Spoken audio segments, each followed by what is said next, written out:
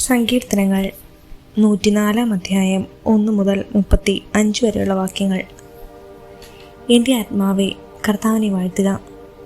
എൻ്റെ ദൈവമായ കർത്താവെ, അങ്ങ് അത്യുന്നതനാണ്. അവിടുന്ന് മഹത്വവും തേജസ്സും ധരിച്ചിരിക്കുന്നു. വസ്ത്രമെന്ന പോലെ അങ്ങ് പ്രകാശമണിഞ്ഞിരിക്കുന്നു. കൂടാരമെന്ന പോലെ അവിടുന്ന് ആകാശത്തെ വിരിച്ചിരിക്കുന്നു. അങ്ങയുടെ മന്ദിരത്തിൻ്റെ തുലാശങ്ങൾ ജലത്തിന്മേൽ സ്ഥാപിച്ചിരിക്കുന്നു. അങ്ങ് വാനമേഘങ്ങളെ രഥമാക്കി കാറ്റിൻ്റെ ചിറകുകളിൽ സഞ്ചരിക്കുന്നു.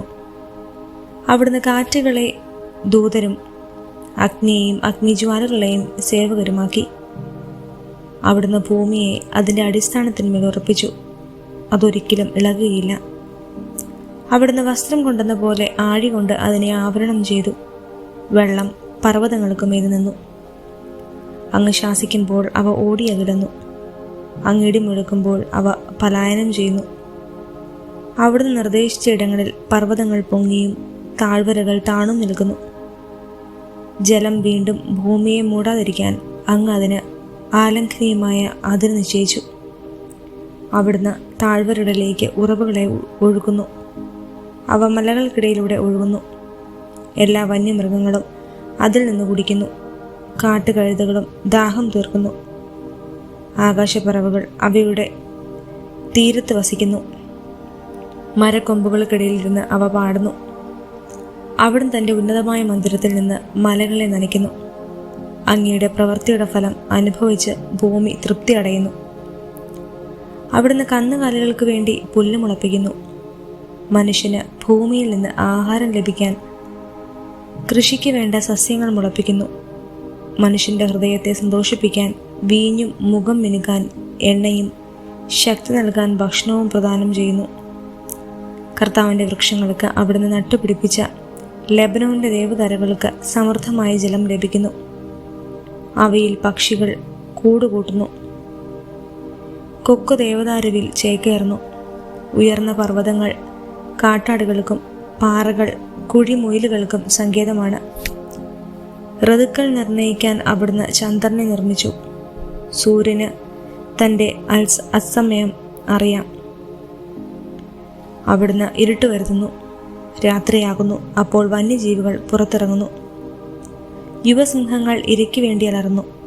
ദൈവത്തോട് അവ ഇര ചോദിക്കുന്നു. സൂര്യൻ ഉദിക്കുമ്പോൾ അവ മടങ്ങിപ്പോയി ഗുഹകളിൽ കിടക്കുന്നു.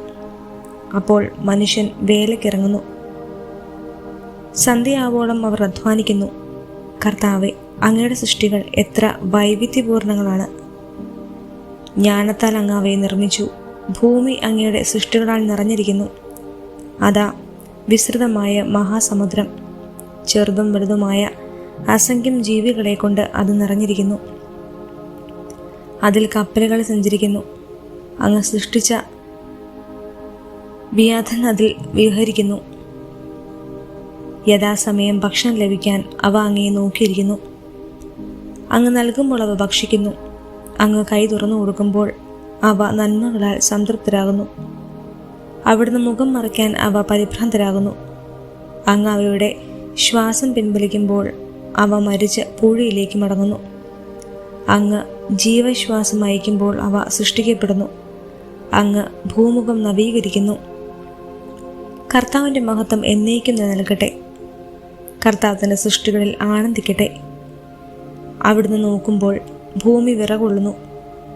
അവിടുന്ന് സ്പർശിക്കുമ്പോൾ പർവ്വതങ്ങൾ പുകയുന്നു. എൻ്റെ ജീവിതകാലം മുഴുവൻ ഞാൻ കർത്താവിന് കീർത്തനം പാടും. ആയുഷ്കാലം അത്രയും ഞാൻ എൻ്റെ ദൈവത്തെ പാടി സ്തുതിക്കും. എൻ്റെ ഈ ഗാനം അവിടുത്തേക്ക് പ്രീതികരമാകട്ടെ. ഞാൻ കർത്താവിൽ ആനന്ദിക്കുന്നു. പാപികൾ ഭൂമിയിൽ നിന്ന് നിർമ്മാർജ്ജനം ചെയ്യപ്പെടട്ടെ. ദുഷ്ടന്മാർ ഇല്ലാതാകട്ടെ. എൻ്റെ ആത്മാവെ കർത്താവിനെ വാഴ്ത്തുക. കർത്താവിനെ സ്തുതിക്കുക. സങ്കീർത്തനങ്ങൾ 105 അധ്യായം 1 മുതൽ 45 വരെയുള്ള വാക്യങ്ങൾ. കർത്താവിന് കൃതജ്ഞത അർപ്പിക്കുവിൻ. അവിടുത്തെ നാമം വിളിച്ചപേക്ഷിക്കുവിൻ. അവിടുത്തെ പ്രവൃത്തികൾ ജനതകളുടെ ഇടയിൽ ഉദ്ഘോഷിക്കുവിൻ.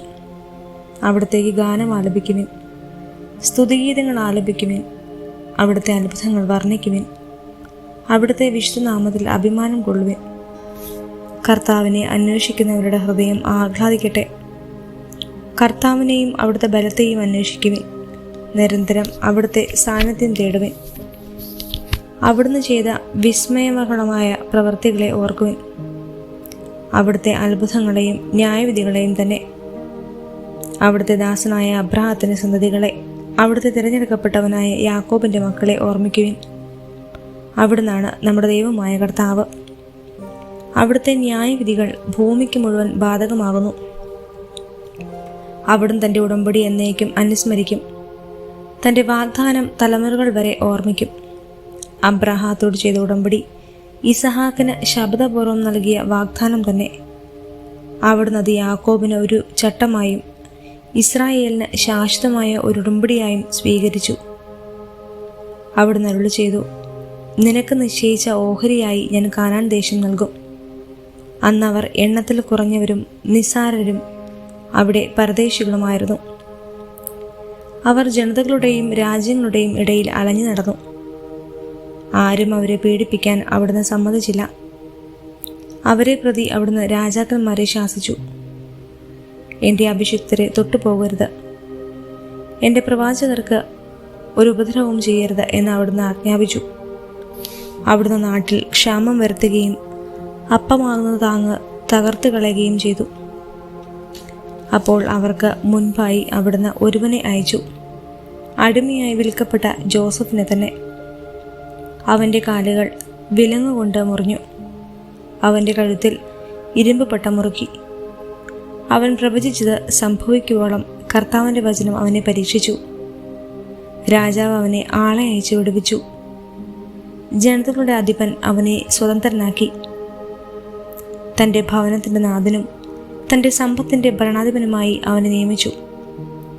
തൻ്റെ പ്രഭുക്കന്മാർക്ക് ഉചിതമായ ശിക്ഷണം നൽകാനും തൻ്റെ ശ്രേഷ്ഠന്മാർക്ക് ജ്ഞാനം ഉപദേശിക്കാനും അവനെ നിയോഗിച്ചു. അപ്പോൾ ഇസ്രായേൽ ഈജിപ്തിലേക്ക് വന്നു.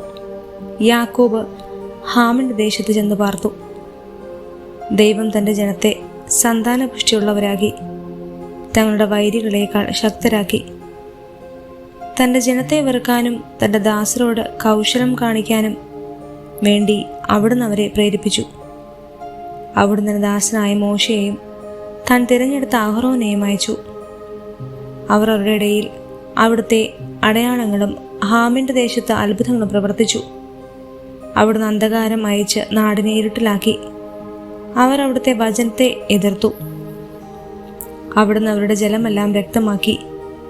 അവരുടെ മത്സ്യങ്ങൾ ചത്തൊടുങ്ങി.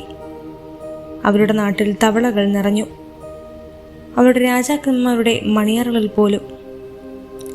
അവിടുന്ന് കൽപ്പിച്ചു, ഈച്ചകളും പേനും പറ്റമായി വന്ന് അവരുടെ നാട്ടിലെങ്ങും നിറഞ്ഞു. അവിടുന്ന് അവർക്ക് മഴയ്ക്ക് പകരം കന്മഴ കൊടുത്തു. അവരുടെ നാട്ടിലെല്ലാം മിന്നൽ പിണർപ്പാഞ്ഞു. അവിടുന്ന് അവരുടെ മുന്തിരിത്തോട്ടങ്ങളും അത്തിവൃക്ഷങ്ങളും തകർത്തു.